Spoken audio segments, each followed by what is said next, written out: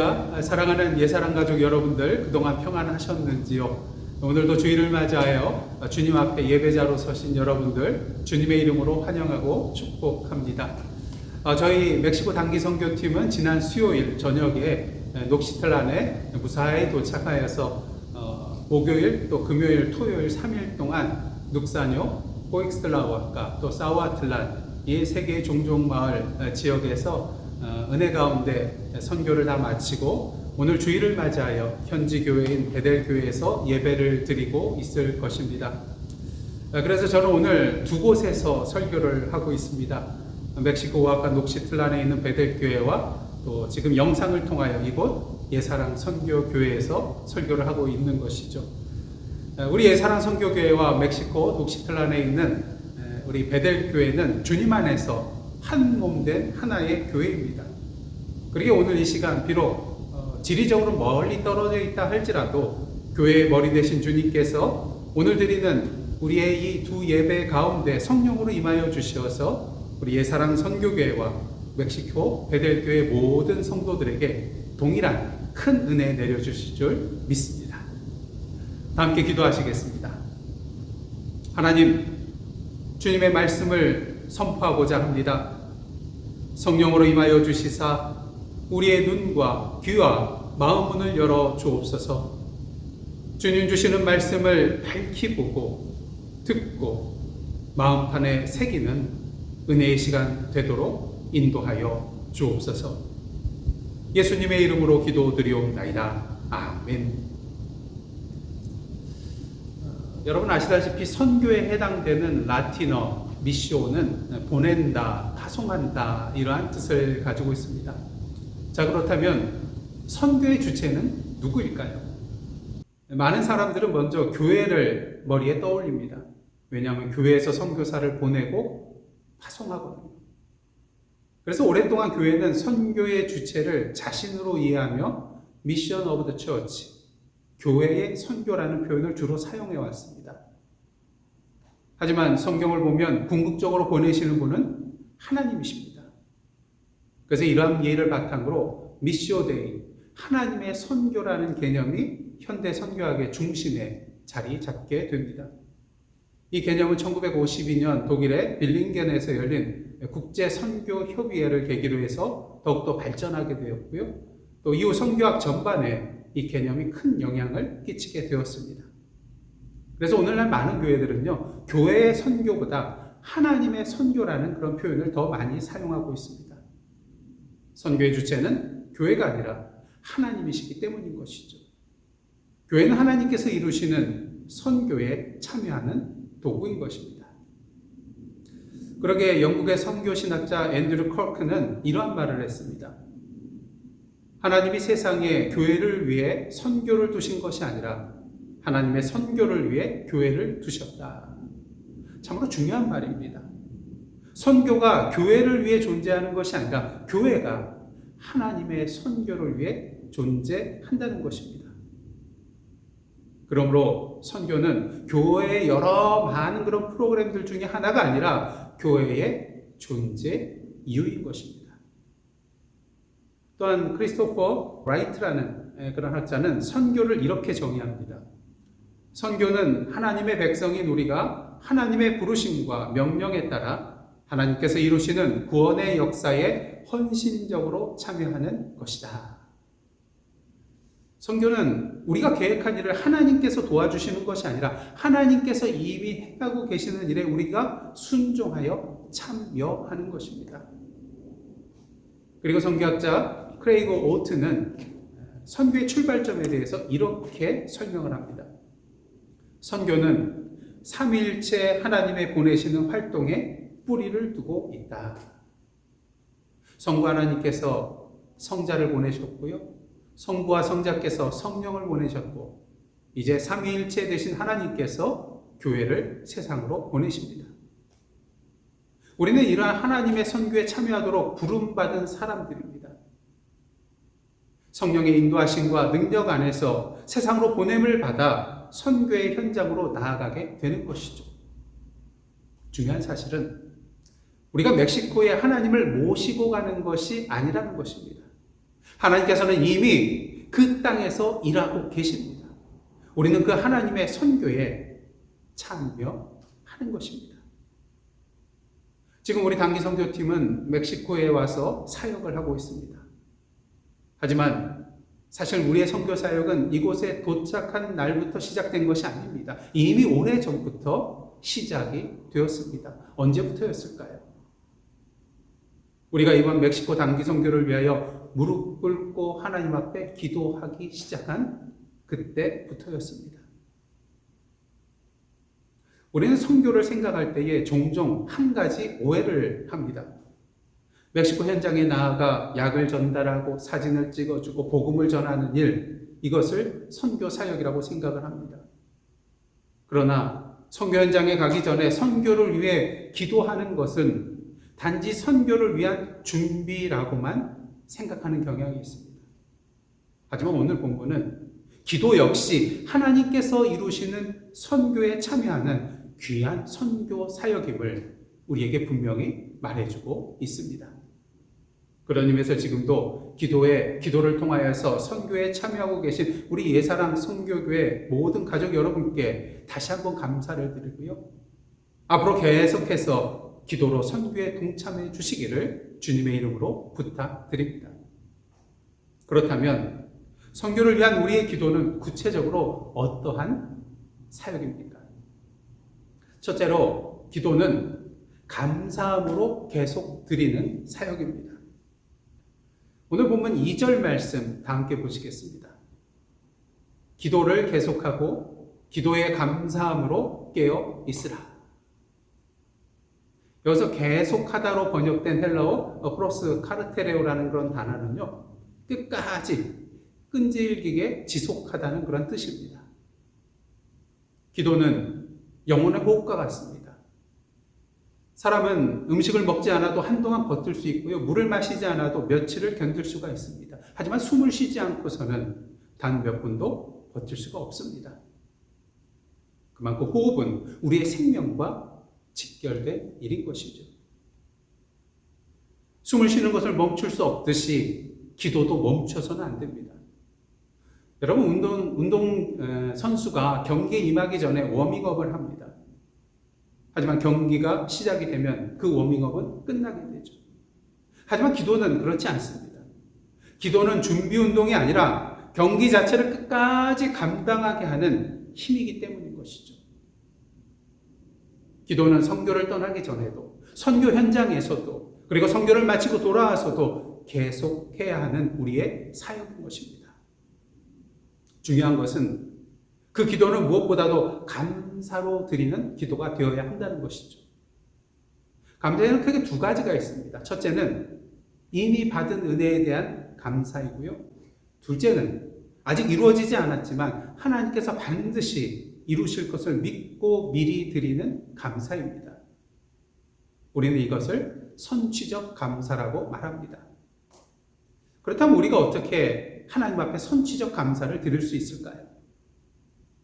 시편을 보면은 다윗의 많은 탄원시들이 나옵니다. 고난과 역경 가운데, 대적에게 쫓기는 가운데, 생명의 위협을 받는 그런 순간에 다윗은 하나님께 탄원합니다.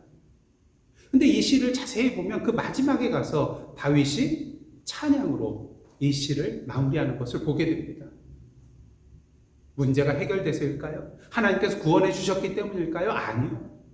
아직 문제가 해결되지 않았음에도 불구하고 다윗은 하나님을 찬양합니다. 그 이유가 무엇입니까? 하나님께서 가장 선하신 길로 자신을 인도해 주실 것을 확신하고 있기 때문인 것입니다. 우리도 마찬가지입니다. 멕시코를 향하여 떠나기 전부터 우리는 믿음으로 감사하며 기도하였습니다. 여기 현지에 와서도 저희는 매일 아침 경건회로 모이며 하루의 사역을 하나님께 맡기며 또 감사하며 기도하였습니다.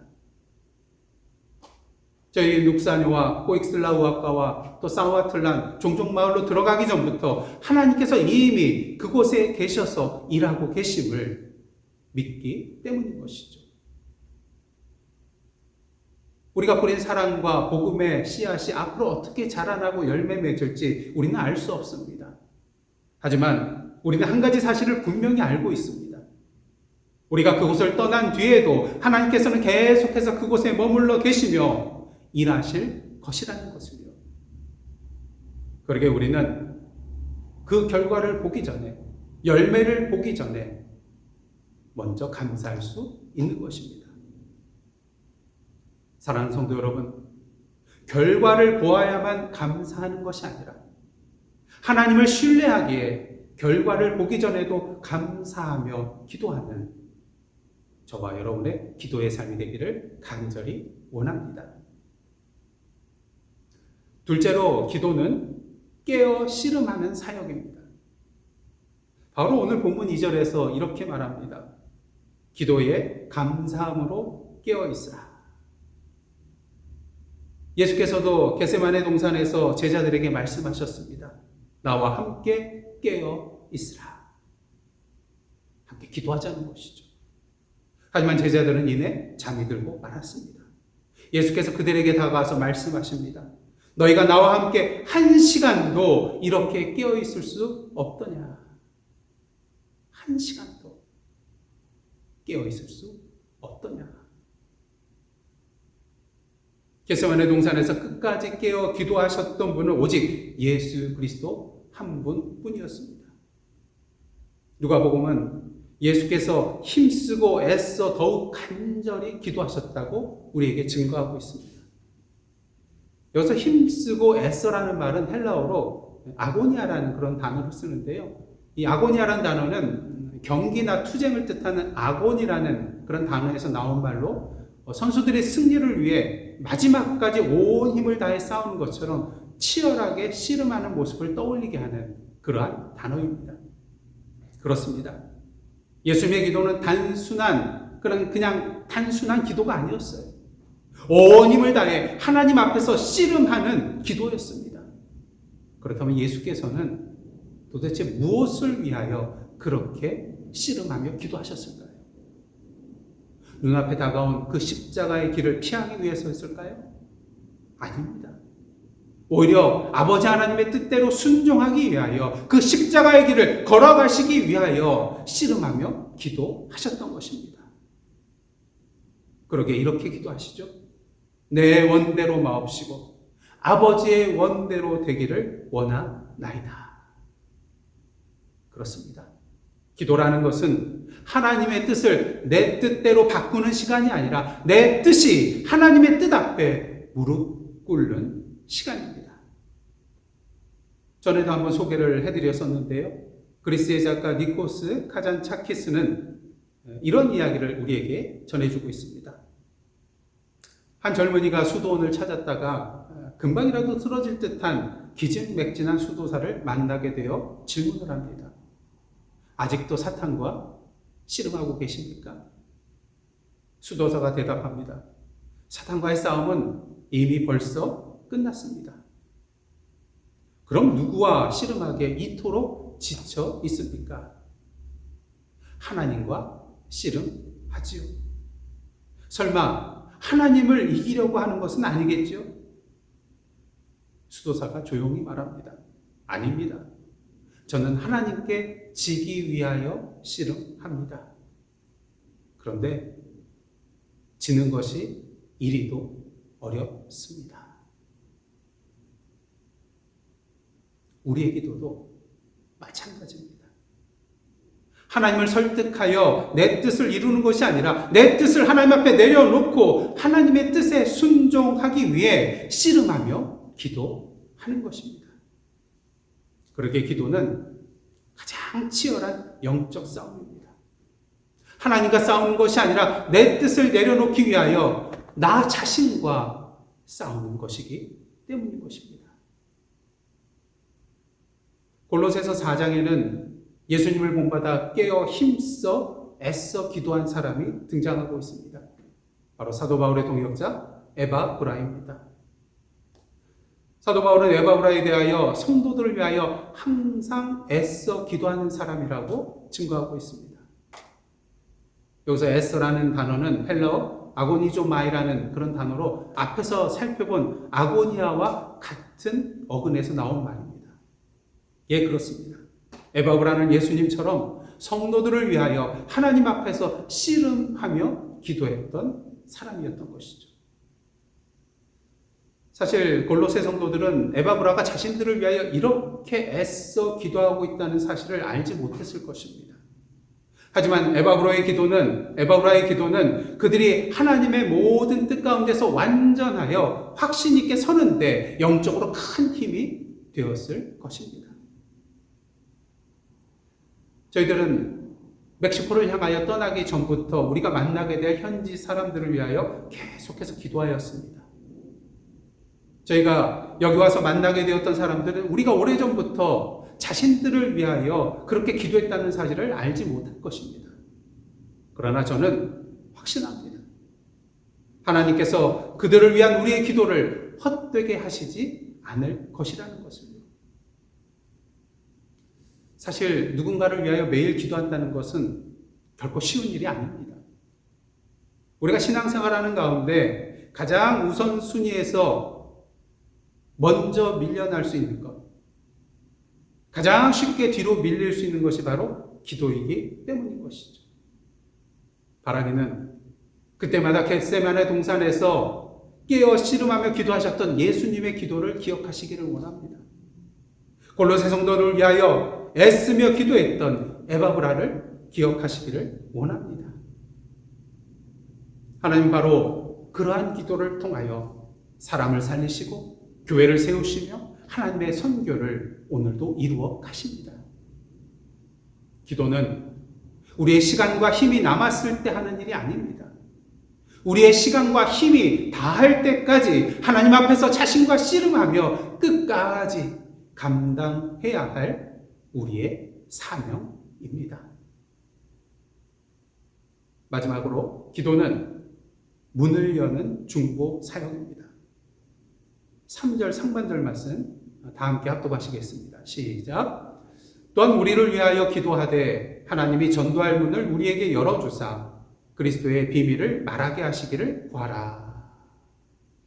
제가 만약 감옥에 갇혀있던 사도 바울이라면 성도들에게 무엇보다 내가 감옥에서 나올 수 있도록 기도해달라고 부탁했을 것 같습니다.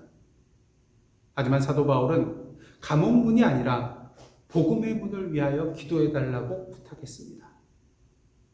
하나님께서 전도할 문을 열어주셔서 그리스도의 비밀을 담대히 전할 수 있게 해주시도록 부탁했던 것이죠. 여러분이 잘 아시는 중국의 선교사 허드슨 테일러는요, 중국 내지 선교회의 한 선교지에서 유독 거기에서만 많은 사람들이 예수님께 돌아오는 것을 목격하게 되었습니다. 그는 왜 이곳에서만 이렇게 풍성한 열매가 맺히는지에 대해서 궁금증을 갖게 되었습니다. 훗날 그가 영국을 방문했을 때 그는 그 이유에 대해서 분명히 알 수 있게 되었습니다. 한 성도가 선교사와 편지를 주고받으면서 구도자의 명단을 받아가지고 매일매일 그 사람들의 이름을 놓고 하나님께 기도하고 있었던 것입니다. 그때 허드슨 테일러는 선교의 열매 뒤에는 언제나 무릎 꿇는 중보자의 기도가 있다는 사실을 깨닫게 되었다고 합니다. 선교 훈련 기간 동안 저희는 모일 때마다 선교를 위한 여러 가지 그런 제목들을 놓고 함께 합심하며 기도해 왔습니다. 근데 그 기도 제목 가운데 네 번째가 바로 좋은 땅이라는 제목의 기도입니다. 이 시간 소개해 드리겠습니다. 복음의 씨앗이 자라 열매 맺기 위해서는 좋은 마음밭이 필요합니다. 우리가 만나게 될 한 사람의 심령 가운데 성령께서 미리 찾아가셔서 복음을 잘 받아들여 결실할 수 있는 좋은 땅으로 기경해 주실 것과 우리도 그들을 위해 지금부터 기대와 소망과 사랑을 품고 기도하며 준비하는 사람이 되기를 기도하겠습니다. 왜 이런 기도를 드렸을까요? 사람의 마음이라는 것은 우리의 힘으로 바꿀 수 없기 때문인 것입니다. 우리는 하나님께서 말씀하신 대로 가서 복음의 씨를 뿌립니다. 하지만 그 마음을 기경하여 주시고 열매 맺게 하시는 분은 우리 하나님이십니다. 저희는 지난 사흘 동안 풍선과 샌드위치, 또 한글학교와 약품 사역, 사진과 선물, 그리고 복음을 전하는 여러 사역들을 감당했습니다. 그리고 오늘 오후에는 장학금 전달 사역도 할 것입니다. 하지만 이 모든 사역 가운데 그들의 영혼을 위한 사랑의 기도가 없다면 그 모든 사역들은 단지 좋은 봉사로 끝나버리고 말 것입니다. 하지만 우리가 그들을 위하여 진정한 사랑의 마음을 품고 간절한 마음으로 주님 앞에 기도로 나아갈 때에 우리의 모든 사역들은 하나님께서 그들의 마음을 활짝 여시고 복음을 받아들이게 하는 귀한 생명의 통로가 될 것입니다. 사람의 마음의 문은 우리의 힘으로 열 수 없습니다. 오직 하나님께서 열어주셔야만 합니다. 그렇게 기도는 사람들의 닫혀져 있는 마음의 문을 여는 가장 중요한 선교의 중보 사역인 것입니다. 이처럼 기도는 선교를 위한 준비가 아니라 선교 사역 그 자체입니다. 보통 사람들은 우리가 멕시코 현장에 가서 무엇을 했는가만을 눈여겨봅니다. 하지만 우리 하나님께서는 우리가 얼마나 기도하였는지도 보십니다. 선교는 하나님의 선교입니다. 우리의 힘으로 하는 것이 아닙니다. 그러게 우리는 오늘도 하나님 앞에 무릎 꿇는 자리로 나아가야만 하는 것입니다. 감사로 계속 드리는 기도, 깨어 씨름하는 기도, 복음의 문을 여는 중보 기도의 자리로 나아가야만 하는 것입니다. 근대 선교의 아버지라고 불리는 윌리엄 캐리는 인도 선교를 떠나며 동역자들에게 이렇게 말했다고 합니다. 내가 깊은 구덩이로 내려가겠습니다. 여러분은 위에서 밧줄을 붙잡아 주십시오.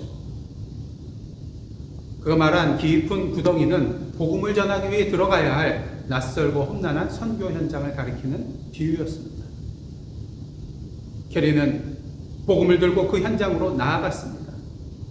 교회는 기도의 밧줄을 굳게 붙잡고 기도했습니다.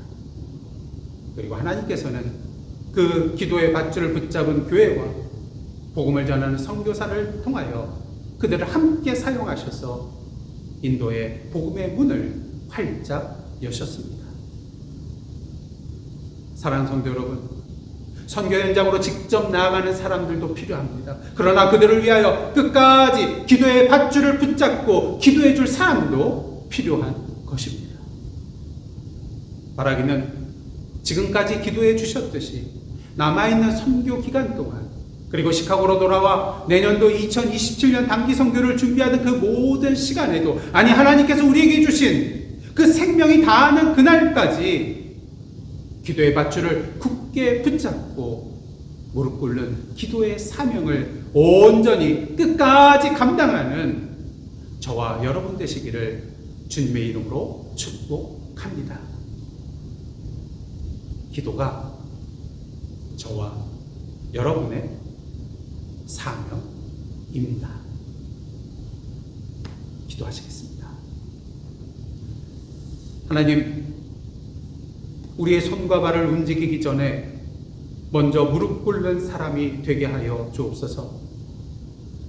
감사로 계속 드리는 기도, 깨어 씨름하는 기도, 복음의 문을 여는 중보 기도로 하나님의 선교에 쓰임받게 하시고 우리의 생명이 다하는 그날까지 기도의 밧줄을 굳게 붙들며 기도의 사명을 끝까지 감당하게 하여 주옵소서. 우리를 위하여 겟세마네에서 힘쓰고 애쓰며 기도하시고 지금도 우리를 위해 중보하시는 예수 그리스도의 이름으로 기도하옵나이다. 아멘.